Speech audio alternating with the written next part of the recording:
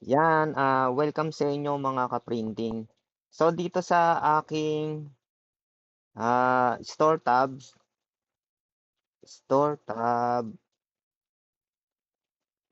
teka lang ChatGPT tahimik ka muna.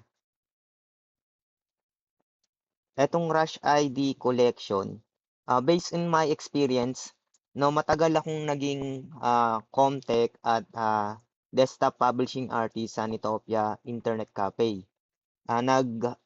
Si service din sila, no, nagse-service sila ng mga photo printing din, 'no, tsaka ng mga Rush ID. Pero nung time namin hindi gumagamit ng ganito. From 2004 to 2010, side cutter lang yung ginagamit namin. So mas matagal 'pag maraming nagpapa-print ng Rush ID. Dahil alam niyo naman yung side cutter, isa-isahin yan bawat corner.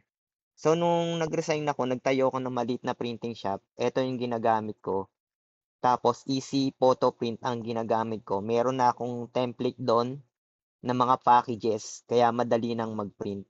Then mas madaling mag-cut 'pag meron kang ganito, 'yan, aside sa side cutter. So dito sa store tab ko, meron 'tong discount 'no, kapag nag-order ka dito. So hindi rin akin 'tong mga shop na 'to, kinompile ko lang 'to para mas mabilis niyo nang makita yung mga product na puwedeng gamitin sa printing business. Ngayon, nandito si ChatGPT, medyo para mas mabilis yung explanation. ChatGPT, nandiyan ka? Hello?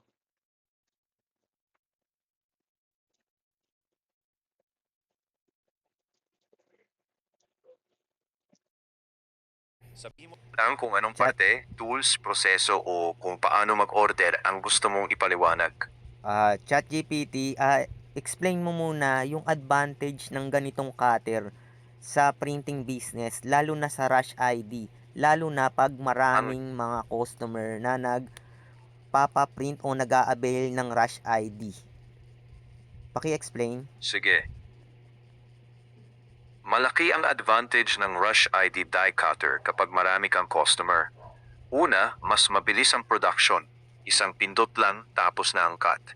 Pangalawa, pantay-pantay ang sukat ng bawat ID, kaya mas mukhang profesional.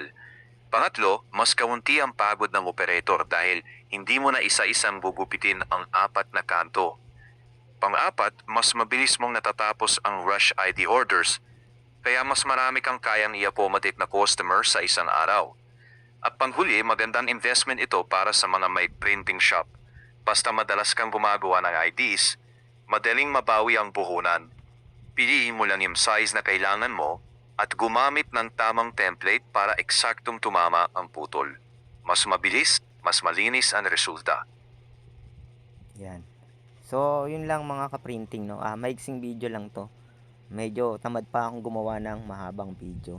Salamat ChatGPT. Walang anuman. Yan, hanggang sa muli, Good huwag luck sa shop mo. kakalimutan mag-subscribe dito sa Bentech. Yan, pakisabi ni Sige, ChatGPT paalam. mag-subscribe sa Bentech. O sige, mag-subscribe na tayo sa Pentech. Yan. Ano pa masasabi mo? Huling salita. Hello? Yun lang, salamat at paalam.